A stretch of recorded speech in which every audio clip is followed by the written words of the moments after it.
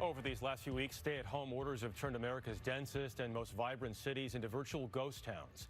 But for one well-known photojournalist here in New York, the shutdown created a unique chance to document the city that never sleeps, as it's never been seen before.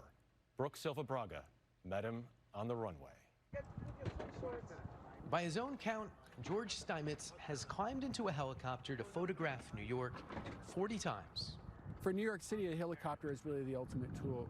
His 2015 book, New York Air, captured the color, energy, and scope of America's biggest city, from sunbathers in Central Park to taxis crowding the avenues. What do you expect today? I expect to see a city change. I think we'll see subtle differences, but when you go up in the air, you just find things. That's part of the fun of it.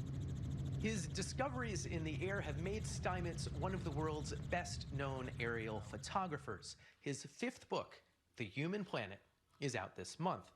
But most times he doesn't work from a helicopter. George's interest in the world's most remote places spurred the creation of the world's lightest flying machine, a motorized paraglider. I wanted to do some flying in the Sahara, and there were no aircraft to hire out there.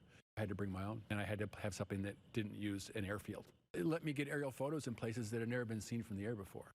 But paragliders are not practical or legal in New York. So this past Tuesday, Steinmetz and pilot Nate Lovett took an open-air chopper on a once unthinkable path to the city. Oh, this is rare. They don't usually let you go fly right over to the LaGuardia Airport, I'll tell you that. Passing over LaGuardia, Steinmetz snapped the tarmac, all but deserted. Wow, that's we're over top of LaGuardia. Not a single plane. What's even going weirder anywhere. is looking at the gates and they're all empty. Yeah. Crossing into Midtown Manhattan, they circled over Rockefeller Plaza. You want to go over top of that? Yeah, I'm trying to recreate that shot we had. So maybe if you go the way you are and then you can cut. Cut right and then left? In 2014, George had captured this image of a crowded observatory and ice skaters 800 feet below. When it's full of people, it's alive. It's like this, people with all these little ants on top, but there were no ants today. And then you look down below Rockefeller Center, and the ice rink and all that stuff was just total dead zone. It looks like a construction site. When I worked on my book, I was trying to photograph the life of the city. And that was what was really interesting, is how the humans were involved in the city and their spatial relationships and where they were and where they weren't. But today, there's nobody there. 6 years ago, moviegoers blanketed Bryant Park. This week, it was as vacant as the stretch of 6th Avenue beside it. The bustling rooftop restaurant on 5th Avenue, now a place to stack chairs and benches until something changes. And the famous snarled traffic of the Lincoln Tunnel.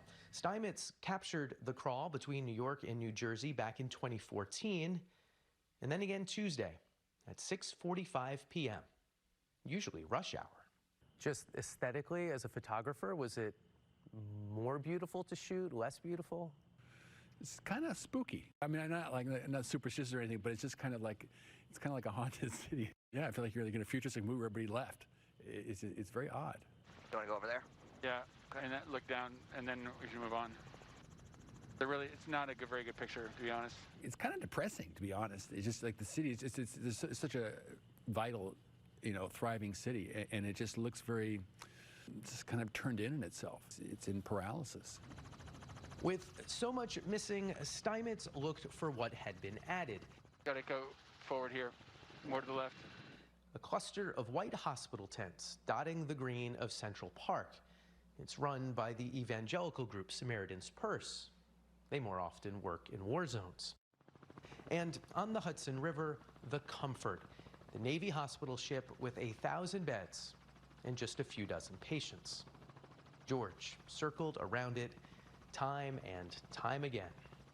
You're circling, circle, circle, circle. After the third or fourth circle, what were you like, okay, one more circle, and this is what I hope to see? When you get the right picture book, it's like you get what a friend of mine calls like a fogasm. You get this kind of retina brain shock. It's like, ooh, you see something. This is it. Yeah, you see it, and it's just like you get that. And I felt that I was close to that.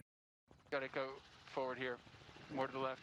Helicopter, they don't like to hover. People think they hover, but they always like to keep moving. It's smoother if they keep moving. So you kind of do a pass, and it's, want to be a little further, a little left, a little right, a little up, down. And it's always, each one's a little different.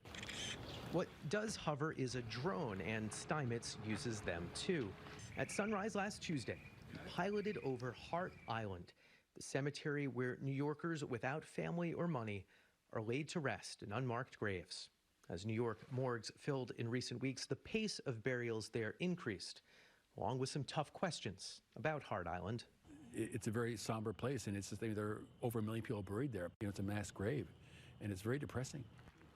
NYPD officers soon found Steinmetz in a Bronx parking lot and asked for his memory card, which he refused. Sir, just put that away. Just leave it right there. Yeah. You were out there flying a drone, which you're not allowed to do in New York City. There seemed to be a big response to that. Yeah, it was very curious because the police who came over and confiscated my drone, they weren't local cops. Those guys were sent out to do that by the city, and not because it was endangering anyone, but because they didn't want people to see what was going on there. Do we have enough fuel to go overtime? But Tuesday ended with Steinmetz lingering above Manhattan, Let's go back and just do that one little area. floating freely over a frozen city. Yeah, we made about 10 passes back and forth trying to looking at the avenues in different times of light, and it was looking up, I think it was like 3rd Avenue, and I could see the Chrysler building, and the city was all just really dark with this little line of all the red lights coming down the avenue. It was just like an empty town with just a bunch of red lights. For once, the city at the end of George's lens seemed as still as a photograph. For CBS This Morning Saturday, Brooke Silverbraga, New York.